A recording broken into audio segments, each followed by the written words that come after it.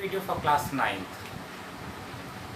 In class 9th video, in previous video we have discussed about theorem 9.1, which is angle side angle theorem, या angle side, that is corollary of angle side angle theorem. And now we have to come on side angle side theorem, which says कि अगर किसी दो triangle की दो side और उनके जो है बीच इंक्लूडेड एंगल किसी दूसरे ट्राइंगल के दो साइड और उनके बीच इंक्लूडेड एंगल, यानी ये तीन पार्ट दोनों ही ट्राइंगल के अगर इक्वल हो तो वो दोनों ट्राइंगल क्या होते हैं, कॉन्ग्रुएंट होते हैं। इस बात की प्रूविंग हम करने के लिए जो है इस स्टेटमेंट का यूज करेंगे, जो कि कह रहा है the angles opposite to the equal side of isosceles triangle are equal. अब आप जानते हैं कि एक आइसोसेलेस ट्राइंगल में इक्वल साइड्स के अपोजिट एंगल भी क्या होते हैं, इक्वल होते हैं। तो पहले एक आइसोसेलेस ट्राइंगल हमें जो है जो कुछ भी गिवन है उसको हम राइट करेंगे। गिवन दैट क्या क्या दिया हुआ है, तो हमारे पास एक ट्राइंगल है जो कि आइसोसेलेस है, तो लिखेंगे triangle ABC is an isosceles triangle. चलिए मान लिया कि ABC ट्राइंगल हमारे पास है और वो कैसा है, एक आइसोसेलेस ट्राइंगल है। तो अब इसका फिगर भी ड्रा कर लेते हैं पहले यहाँ।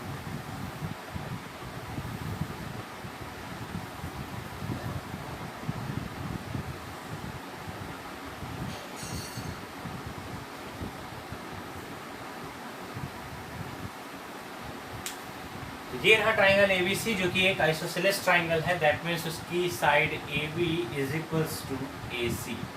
क्या है, AB is equals to AC। तो यहाँ लिखेंगे सच दैट। क्यों लिख रहे हैं सच दैट, क्योंकि आइसोसेलेस है। और आइसोसेलेस क्यों है, क्योंकि AB is equals to AC है। उनकी कोई दो पेयर ऑफ साइड क्या है, इक्वल है। ये हो गया, यहाँ से कंडीशन निकल आई। अब इसके अलावा और कुछ हमें दिया नहीं गया है, हमें टू प्रूव।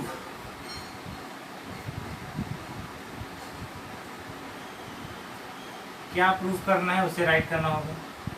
हमें प्रूफ करना है the angles opposite to the equal side. ये इक्वल साइड है, इनके अपोजिट एंगल कौन है, एंगल B और एंगल C। AC का अपोजिट B और AB का अपोजिट C, यानी करस्पॉन्डिंग एंगल बात हुई। तो यहाँ से जो है अब हमें प्रूफ क्या करना है, तो angle ABC is equal to angle ACB, हमें प्रूफ ये करना है। तो चलिए देखिए जो है इसको प्रूफ कैसे करेंगे। इसके लिए हमारे पास, चूँकि हम पढ़ के आ रहे हैं, हम कॉन्ग्रुएंसी रूल से इसे करना चाहते हैं, तो इसके लिए ज़रूरी कि हमारे पास दो ट्राइंगल हो, यहाँ पर एक ही है। तो सबसे पहले हम करेंगे क्या, यहाँ पर एक बाइसेक्टर ड्रा कर लेते हैं एंगल A का। इन दोनों की बात कर रहे हैं, एंगल A का बाइसेक्टर ड्रा करेंगे। तो हम चूँकि कुछ कंस्ट्रक्शन करने वाले हैं तो यहाँ पर लिखेंगे कंस्ट्रक्शन के बारे में। क्या कंस्ट्रक्शन है वो यहाँ बताना पड़ेगा। तो draw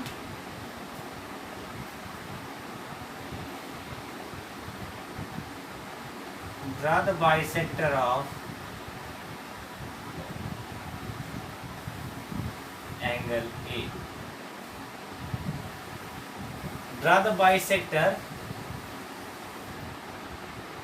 AD of angle A। ये भी लिख सकते हैं। तो चलिए अब AD बाइसेक्टर ड्रा कर लेते हैं। एंगल A का बाइसेक्टर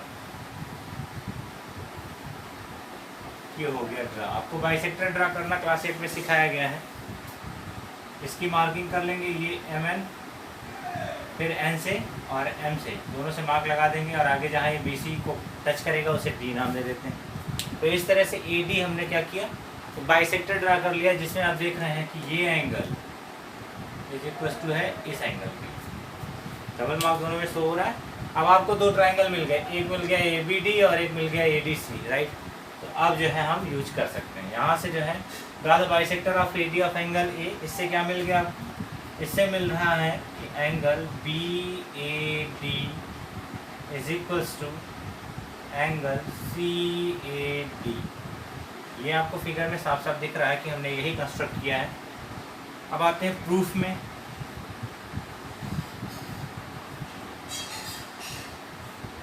जब प्रूफ आप करने लगेंगे तो वहां पर सबसे पहले दो ट्राइंगल को आप लेंगे, तो लिखेंगे in triangle A B D and triangle A C D. दो ट्राइंगल हमने चूज कर लिए, एक ए बी डी और एक ए, ठीक है। अब अगर हम देखें तो ट्राइंगल ए बी डी में A B is equals to किसके हैं, ए सी के, और एंगल बी ए डी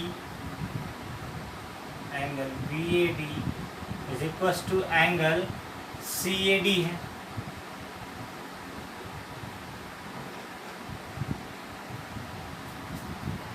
और ए डी लाइन दोनों ट्राइंगल में, इसमें भी है और इसमें भी, तो यहाँ से ये जो है A D is equals to A D हो गया। अब चलिए जरा देखते हैं ये कहाँ से आए हैं। ये गिवन था, मैंने कहा था ये लिखना बहुत जरूरी है। दूसरा वाला ये कंस्ट्रक्शन में दिया हुआ है,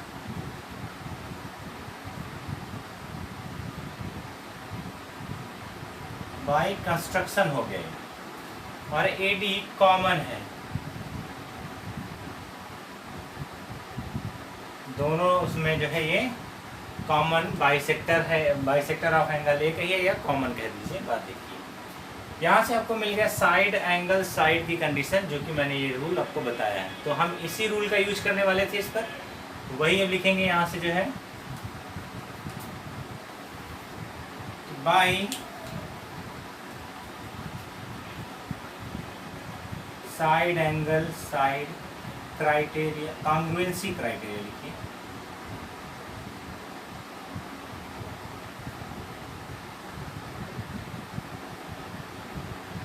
कॉन्ग्रुएंसी क्राइटेरिया क्या कहता है, these two triangles given triangles are congruent, तो इन्हें हम कॉन्ग्रुएंट कर लेते हैं ट्राइंगल ए बी डी। तो ऐसे ही लिखेंगे, कॉन्ग्रुएंट होगा ट्राइंगल, मैच करा के लिखिए, ए तीनों में है, यहाँ भी ये तीनों में,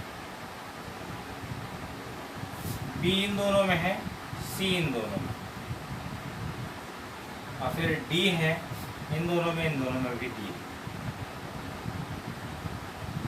तो इस तरह से ए बी डी ट्राइंगल किसके कॉन्ग्रुएंस हो गया, ए सी डी के हो गया। अगर ऐसा है तो हम by C P C T rule अब लगाएंगे, by C P C T.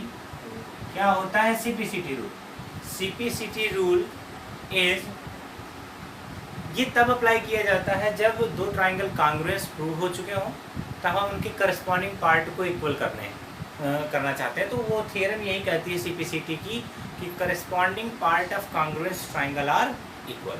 So congruence triangle ये दोनों है और इनके करस्पॉन्डिंग पार्ट में हम आते हैं।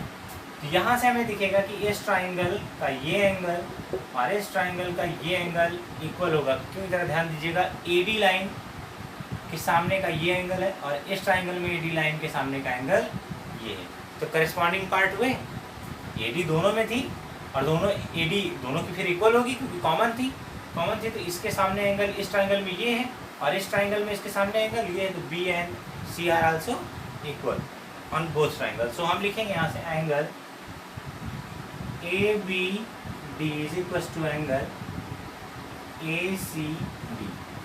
प्रॉब्लम ये है कि हमने पॉइंट डी लेट किया हुआ है, ए बी डी आया है और हमें प्रूफ क्या करना था, ए बी सी करना था। अब आप देखिए जरा कि यह बी सी एक लाइन है जिसमें कोई पॉइंट डी है, दैट मीन्स हम अगर चाहें तो बी डी की जगह बी सी भी तो लिख सकते हैं, यानी डी को हम सी तक इंक्रीज कर सकते हैं। तो हम वही लिखेंगे, यहाँ पर कह देंगे कि since D is point on the line B C such that we can write in place of D C.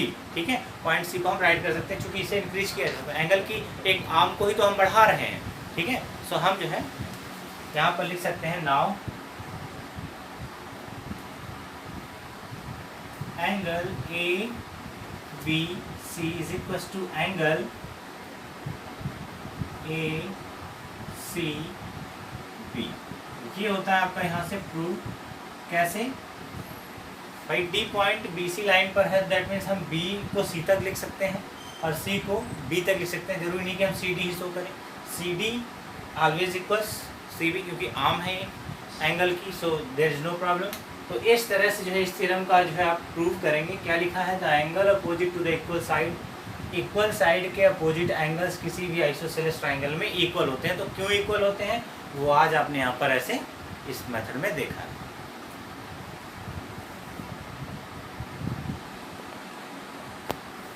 Now we have to come on theorem 9.3. This is the converse of theorem 9.2. 9.2 में आपसे कहा गया था कि दो side equal हैं किसी isosceles triangle के, या किसी आइसोसेलेस ट्राइंगल में इक्वल साइड्स के अपोजिट एंगल इक्वल होते हैं। तो वही उल्टा करेंगे यहाँ पर, दो एंगल किसी ट्राइंगल में, अब चूंकि एंगल की बात कर रहे हैं तो कोई ट्राइंगल हो सकता है उसके दो एंगल इक्वल हैं, दैट मीन्स वो आइसोसेलेस होगा, दैट मीन्स उसकी opposite sides to the angles are equal होंगी। तो वही यहाँ पर दिया है कि two angles of triangle are equal then sides opposite to them are equal, यानी जो दो एंगल इक्वल है उनके अपोजिट साइड्स भी क्या होंगी, इक्वल होंगी। और साइड इक्वल है किसी ट्राइंगल में, दो साइड आपस में इक्वल हो जाती है तो आइसोसेलेस कहलाता है। दैट मीन है वही थ्योरम, बस थोड़ा सा उल्टा है, यानी वहाँ पर जैसे हम ऊपर से चले थे यहाँ पर नीचे की प्रक्रिया से चलेंगे। तो जो है देखते हैं इसे कैसे करेंगे। तो यहाँ पर सबसे पहले गिवन दैट में आते हैं। गिवन दैट क्या है जरा देखिए, मान लीजिए कभी आप इस स्टेटमेंट का यूज करना चाहते हैं तो आप वहाँ पर ये नहीं लिखेंगे कि theorem 9.3 and this is the converse of theorem 9.2। What is theorem 9.2? इस बुक में अलग है, दूसरे बुक में अलग होगी, तो ऐसा नहीं है। आप वहाँ पर थ्योरम 9.2 इन सब का इस्तेमाल नहीं करेंगे, आप सीधा सीधा स्टेटमेंट पूरा का पूरा लिखेंगे कि बाय दिस थ्योरम हम ऐसा कह रहे हैं। ये नहीं कि बस थ्योरम 9.3 ऐसा कहती है तो आपने लिख दिया ना। किसी भी क्वेश्चन में आप पूरा का पूरा स्टेटमेंट राइट करेंगे, उसके बाद बताएंगे कि हमने इसलिए ऐसा इसे चूज किया। ओके, नाउ गिवन दैट में आते हैं। तो गिवन दैट में यहाँ पर दिया है दो एंगल इक्वल हैं किसी एक ट्राइंगल में। तो इन ट्राइंगल पी क्यू आर, इस बार मैं ट्राइंगल पी क्यू आर ले, जरूरी नहीं हर बार ABC ही लिया जाए। In triangle P Q R angle Q is equals to angle R. चलिए इसका फिगर ड्रा कर लेते हैं, बस इतना ही कुछ दिया हुआ है और कुछ नहीं दिया हमारे पास।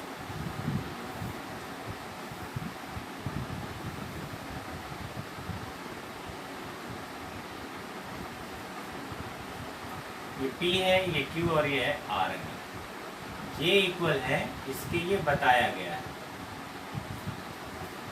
ठीक है, और अब हमें प्रूफ क्या करना है, तो प्रूफ में आते हैं। हमें प्रूफ करना है कि PQR ट्राइंगल एक आइसोसेलेस ट्राइंगल है या फिर PQ is equal to QR। देखिए अब एंगल Q के सामने की साइड क्या है, PR है, दैट मीन्स हम यहाँ पर लिखेंगे PR। चूंकि अपोजिट साइड की बात किया ना, sides opposite to the angles, तो Q के सामने PR है, PR को राइट किया, इक्वल R के सामने PQ।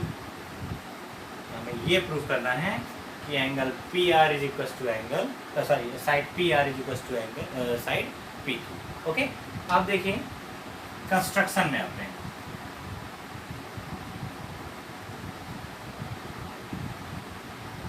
जितने भी थियरम इसके पहले हम लोगों ने पढ़े उन्हीं का इस्तेमाल करेंगे इसको भी प्रूव करने के लिए। तो कंस्ट्रक्शन में सेम वही वर्क करेंगे। एंगल P को बाइसेक्ट करने वाली एक जो है लाइन ड्रा कर लेते हैं। तो एंगल P का बाइसेक्टर ड्रा किया, जो कि यहाँ इसे S पर मीट करता है, यानी PS is the bisector of angle P by which this is equals to this. तो इस तरह से हमने इसे बाइसेक्टर ड्रा कर लिया इसका। यहाँ लिखेंगे draw PS as bisector of angle P। Angle P के बाइसेक्टर के रूप में हमने PS को ड्रा कर लिया, बाय विच हमें मिल गया QPS is equal to angle RPS। अब आप देखिए QPS जो है वो इक्वल हो जाएगा RPS के, ये एंगल और ये एंगल इक्वल हो गए। ठीक है, अब जो है दो ट्राइंगल है हमारे पास और उन्हीं का यूज़ करके हम जो है इस वर्क को क्लियर करेंगे। तो चलिए देखिए जो है इसमें कैसे इसे जो है प्रूफ किया जाएगा। प्रूफ में आते हैं।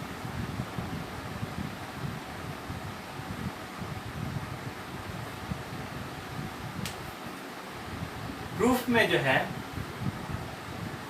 इन ट्राइंगल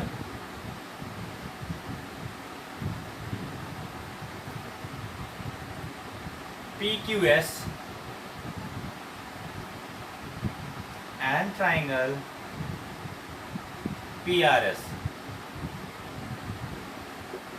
इन दोनों ट्राइंगल को हमने चूज कर लिया कि ट्राइंगल PQS ये वाला और ट्राइंगल PRS ये वाला, दोनों ट्राइंगल चूज करके PQ में देखेंगे तो हमें मिलेगा angle Q is equals to angle R, and दूसरा एंगल कौन है, angle QPS is equals to angle RPS। ठीक है, ये एंगल इसके इक्वल है, ये एंगल इसके इक्वल है, और साइड PS दोनों में कॉमन है। साइड PS दोनों में कॉमन है। ये कहाँ है, ये हमें गिवन था, ये देखिए, और ये हमने बाय कंस्ट्रक्शन निकाला था।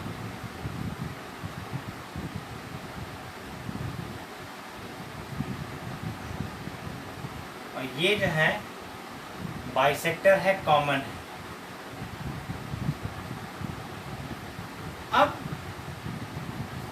कौन सा कॉन्ग्रुएंसी क्राइटेरिया यहाँ पर फॉलो अप हुआ है, तो वो है by SAS, angle side congruency criteria.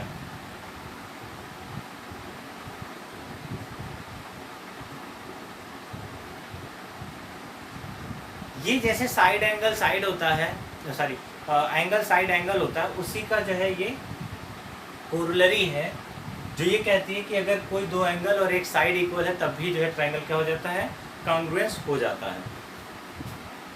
तो अब इन दोनों ट्राइंगल को हम कॉन्ग्रुएंस कर लेंगे। ट्राइंगल QPS कॉन्ग्रुएंस ट्राइंगल, देखिए मैं QPS लिखा हुआ है। चलिए, Q के सामने कौन आएगा, Q किसके इक्वल था, R के इक्वल था, तो R आएगा। P किसके इक्वल था, यानी ये वाला P इसके P के इक्वल है, तो P आएगा, और S दोनों में था S।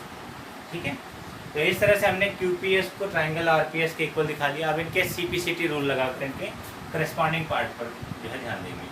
बाई CPCT रूल कहता है corresponding part of congruence triangle. तो ये ट्राइंगल इसके कॉन्ग्रुएंस है, अब इनके करस्पॉन्डिंग पार्ट पे ध्यान देंगे। ये इसके इक्वल, ये इसके इक्वल, ये साइड कॉमन है, तो इन साइडों को भी इक्वल कर सकते हैं, इनको भी इक्वल कर सकते हैं। हमें प्रूफ क्या करना था, PR को, तो यानी PR लेंगे। जब उधर PR ले रहे हैं, इस ट्राइंगल में हमने RP को चूज किया, देखिए जरा RP चूज किया, और RP यहाँ किसके इक्वल है, QP के, QP यानी QP is equal to RP which is our provision part. देखिए PR is equal to PQ, तो PR is equal to PQ, QP कहो या PQ कहो, बात देखिए। तो इस तरह से जो है इसका भी प्रूफ हो गया। देख लीजिए थ्योरम, दो एंगल किसी ट्राइंगल के अगर इक्वल हैं तो वह एक आइसोसेलेस ट्राइंगल होता है। क्यों, क्योंकि उसकी दोनों साइड भी इस तरह से इक्वल हो जाती है।